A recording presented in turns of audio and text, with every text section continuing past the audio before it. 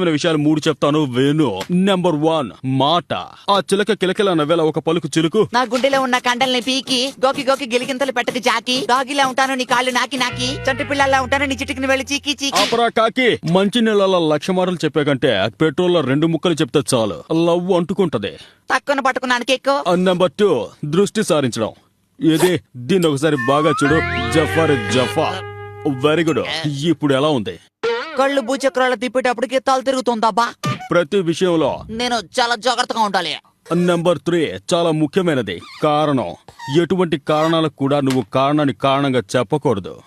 గంతర్ అలా పడుకున్నావేంటి? నువ్వు చెప్పిన కారణాన్ని ఒక కారణంగా చెప్పకూడదన్నావుగా. ఈ 3 విషయాలు నువ్వు ఫాలో చేసావనుకో తమ్ముడు, నాలాగా సోలో హీరో అయిపోతావు. అర్థమైందా? ఇంకేమైనా డౌట్స్ ఉన్నాయా? వస్తామావా?